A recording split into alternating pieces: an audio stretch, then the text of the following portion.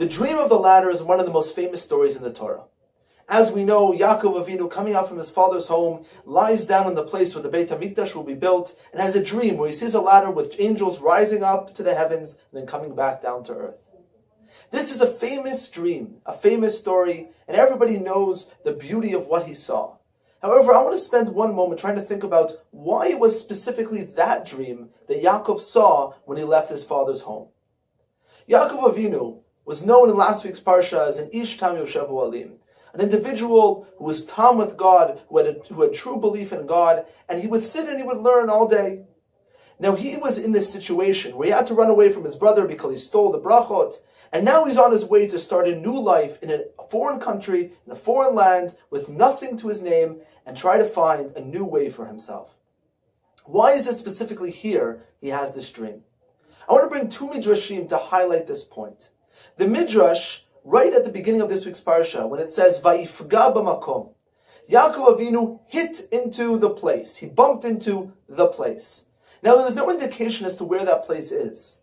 The midrash tells us that it's not because we don't know where that place was, because it was just the place, hamakom.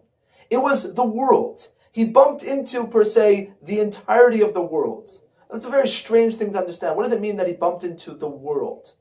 Then we have another midrash that says that if you actually read the psukim very closely, and you try to understand what Yaakov saw, it actually is hard to tell where the pronouns are on. We'll read the pasuk. The pasuk says, "Vayifga b'makom v'hinei sulam." Vaychalom, if he goes to sleep, v'hinei sulam, and there is a ladder. Umalachei Hashem, and the angels of God, olim v'yordim bo, are going up and down it. The midrash asks, who is that referring to? Where are the malachim? Where are the angels going up and down? And the midrash answers, on one hand, we could say that it's the ladder. On the other hand, we could say that it was Yaakov himself.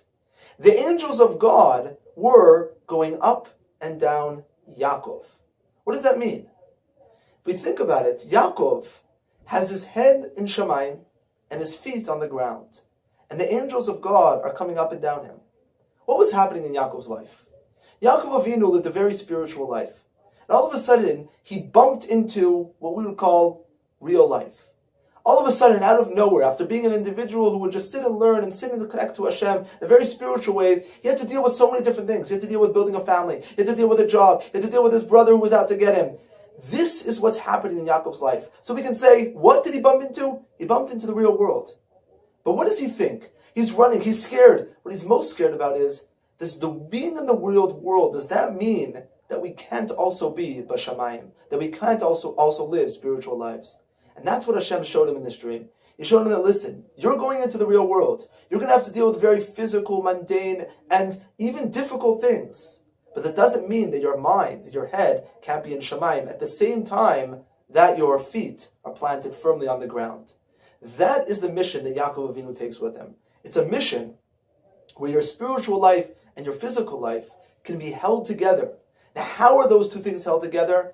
That's Yaakov's job. He is the ladder. He is the one that bridges the gap between these two seemingly very different worlds. That's the purpose of the Jewish people, to bridge together the Shamayim, the heavens and earth. And through our bridging of the heavens and earth, Malachei Hashem, the angels of God, will use us as vehicles to come down and to help the rest of the world. Shabbat Shalom.